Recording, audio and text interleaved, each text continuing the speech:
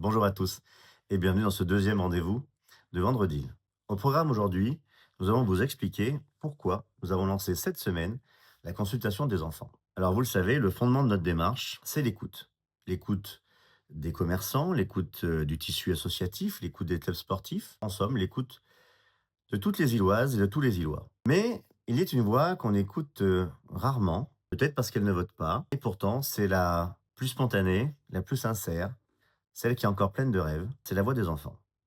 Alors cette semaine, nous avons distribué ce document qui est donc notre consultation des enfants pour qu'ils puissent, avec leurs parents, nous envoyer leurs dessins, leurs textes, leurs mots, pour nous dire ce qu'ils souhaitent pour l'avenir et pour l'avenir de leur commune.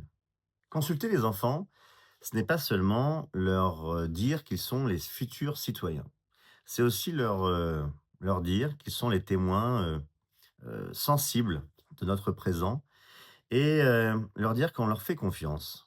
Parce que je suis intimement persuadé qu'ils perçoivent, beaucoup de choses et qu'ils perçoivent surtout l'essentiel. Et au-delà de mon métier, bien sûr, je suis très touché de cette, initiative parce que j'ai appris qu'elle s'inscrivait dans une continuité. Et pour tout vous dire, j'ai donc, appris que dans les années 90, le maire d'Île, Marcel Fauché, avait lancé lui aussi un projet de consultation des enfants. Ça s'appelait «Mots d'enfant pour l'an 2000» et donc il avait demandé à tous les élèves de la commune d'imaginer ce qu'ils, souhaitaient ou ce qu'il adviendrait de l'an 2000.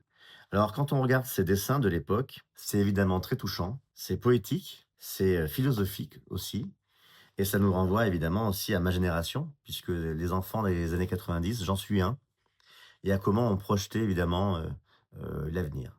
Alors c'est avec émotion que, notre équipe reprend, ce flambeau, celui de consulter, les enfants, de notre commune. Et les écouter, ce n'est pas seulement un geste symbolique, c'est reconnaître, comme je le disais, qu'ils ont une vraie perception et souvent de ce qui compte vraiment. Le respect de notre environnement, la solidarité, la propreté, les lieux de jeu, la sécurité et la gentillesse aussi. Et même en politique, ça compte. Les enfants de l'an 2000 rêvaient, d'un monde plus durable, d'un monde plus juste, d'un monde plus apaisé. Eh bien, ce que nous voulons savoir, c'est quels sont les rêves des enfants des années 2020. Leur, réflexion viendra irriguer notre programme et nous inclurons évidemment des propositions, émanant des enfants de la commune. Nous voulons construire une ville, à taille humaine, une ville à hauteur d'enfant et donc nous comptons sur vous.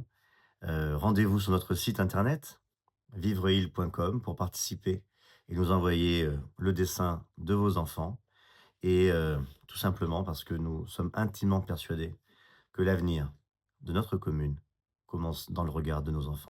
En bonus, je vous mets évidemment des images, des dessins des enfants des années 90.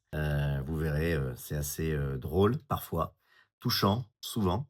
Je ne sais pas si on pourra organiser une course automobile dans les rues d'Île.